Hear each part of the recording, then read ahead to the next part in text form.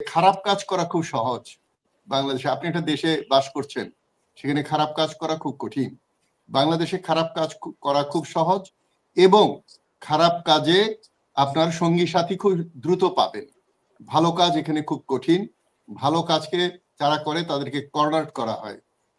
এবং যারা বিশেষ করে ঢাকায় বসবাস করে, বাংলাদেশের আনাচে কানাচে সাধারণ মানুষ আছে, যে ঢাকায় যে শিক্ষিত সমাজ বাস করে, তাদের অধিকাংশ মানুষই দেখা যায় কোনো না কোনো লোভ বা ক্ষমতার লোভ বা অর্থের লোভ, চাকরির লোভ, নিয়োগ বাণিজ্যের লোভ, মনোনয়ন বাণিজ্যের লোভ, এই যে মনোনয়ন বাণিজ্যে কোটি কোটি টাকা খরচ করা হচ্ছে, সেই খরচ কিভাবে হবে? এই সরকারের কাছে অনেক প্রত্যাশা ছিল। এই সরকার একটা অনৈতিক সরকার হিসেবে প্রমাণিত হতে যাচ্ছে, এবং তারা বৈষম্য নিজেরা তৈরি করেছে। তারা বাংলাদেশের নিবন্ধিত আর অনিবন্ধিত দলের মধ্যে পার্থক্য রাখেনি, এবং এই সরকার অনেককে প্রশ্রয় দিয়েছে, অনেককে সরকারের সাথে যোগাযোগ করার জন্য অনুমতি, পারমিশন বা যখন তখন সুযোগ দিয়েছে, আবার অনেককে দেয়নি। জনসাধারণের সাথে এই সরকারের কোনো সংযোগ নেই, যোগাযোগ নেই। আপনি তো প্রথম থেকে বলেছিলেন যে সরকার যে যখন ঐক্যমত্য কমিশন গঠন হয় তখন আপনারা ছিলেন সেখানে, আপনারা কিছু প্রস্তাব দিয়েছেন, সেগুলো শুনেছে। তো সেই জায়গা থেকে আপনারা সরে আসছেন কেন? তখন তো বলেছেন যে সরকার ভালো কাজ করছে বা সবার ঐক্যমত্য কমিশনেও বৈষম্য হয়েছে। ঐক্যমত্য কমিশনে সকল রাজনৈতিক দলের সুযোগ ছিল না, দেওয়া হয়নি। আবার ঐক্যমত্য কমিশনের গ্যাপে গ্যাপে আবার 3টি দলের সাথে আলাদা আলোচনাও করা হয়েছে, সেখানেও বৈষম্য তৈরি হয়েছে। তাছাড়া আমাদের দল এবং জোট, আমরা ঐক্যমত্য কমিশনকেই গ্রহণ করিনি। আমরা বলেছিলাম যে এটা ঐক্যমত্য কমিশনের কোনো প্রয়োজন নাই, এবং এটা ঐক্য গণতান্ত্রিক রাজনৈতিক দলগুলোর মধ্যে হতে পারে না। এখানে হওয়া উচিত ছিল আমাদের আবু সাইদ মুগ্ধদের সরকার, জনগণের সরকার। সুতরাং এই জুলাই আগস্টের যে আমাদের মিশন, ভিশন, বাসনা, সেইটা বাস্তবায়নের কমিশন করা উচিত ছিল। শিক্ষা কমিশন করা হয়নি, তারপরে আপনার নিরাপত্তা কমিশন করা হয়নি। এটা ঐক্যমত্য কমিশন করে সরকার একটা নাটক করেছে, লক্ষ লক্ষ কোটি কোটি টাকা খরচ করেছে এবং তামাশা করেছে। এই 15 বছর ডক্টর ইউনূস এর একটা বড় ক্রেডিট এবং ডিসক্রেডিট, পুরো জাতিকে তিনি কনফিউশনে রেখেছেন।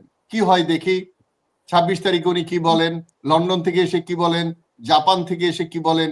একটা জাতিকে এইভাবে অন্ধকারে রাখা এক ধরনের অপরাধ, পাপ।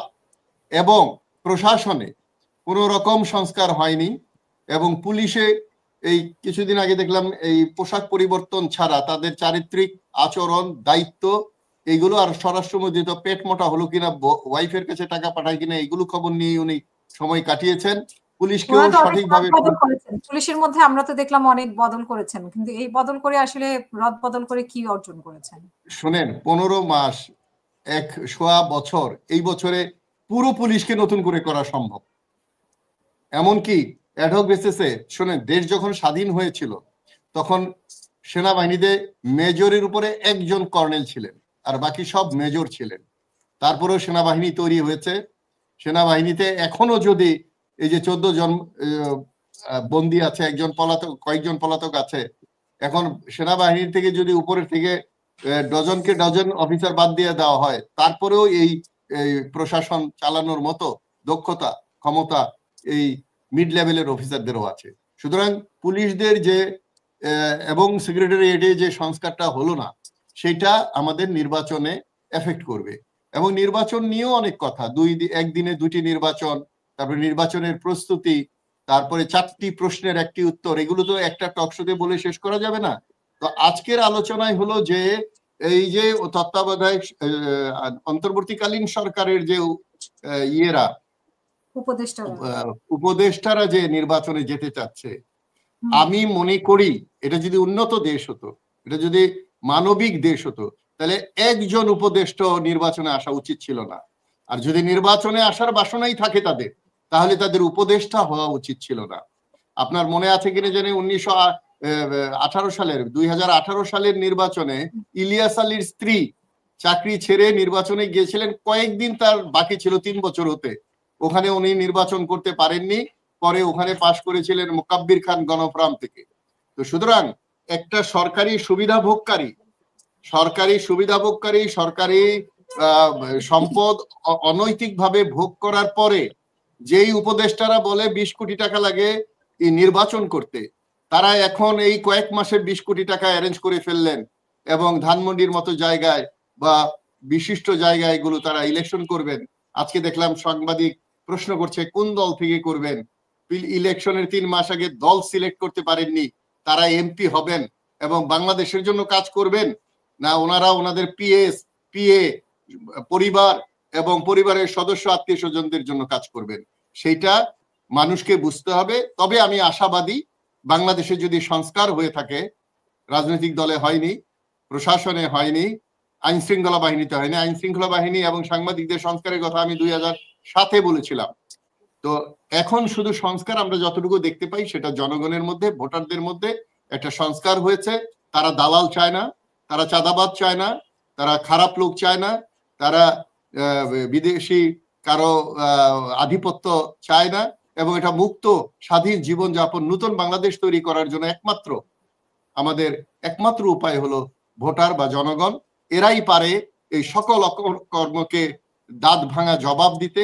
যারা এখনো আওয়ামী লীগের আমলের মতো বা পূর্বের সময়ের মতো খুব আশা করছে জট করে হয়ে মন্ত্রী হয়ে এমপি হয়ে মন্ত্রী হয়ে দেশ শাসন করবেন, তাদের আমার মনে হয় সেই গুড়ে বালি।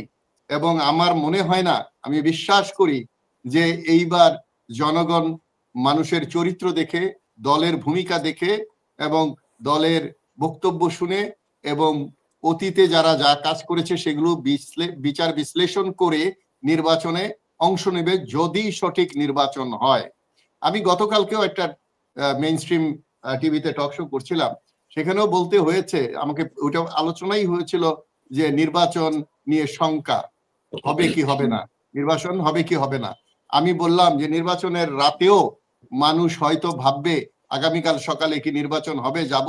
এই যে কনফিউশনে জাতিকে রেখেছে, এর জন্য ইতিহাসে একদিন এদের বিচার হবে, না হলে তাদেরকে নিয়ে বিশ্লেষণ করবে মানুষ, তাদেরকে ধিক্কার দিবে এবং তাদেরকে যে আশা ভরসা নিয়ে দায়িত্ব দিয়েছিল এই দায়িত্ব অবহেলার জন্য বিচারের সম্মুখীন হতে পারে। আমি জানি না কয়জন উপদেষ্টা ইলেকশন করলেই পাশ করে যাবে, আর পাশ করলেই যেই সরকার পাশ করবে, যেহেতু সংস্কার হয়নি, আমি একটা স্পষ্ট করে কথা বলি, যদি ধরে নেন জামাত ক্ষমতায় গেল, তাহলে বিএনপি এবং অন্য দল পরের দিন থেকে আন্দোলন করবে। আবার যে বিএনপি আর তার জোট যায়, পরের দিন আন্দোলন করবে। আর জামাত এবং বিএনপির বাইরে যে জোট হয়েছে কালকে বা পরশু, এরা কখন কিভাবে নির্বাচন করবে, তারা রাজনীতি বোঝে কিনা, এগুলো মানুষের মনে সন্দেহ আছে। ধন্যবাদ।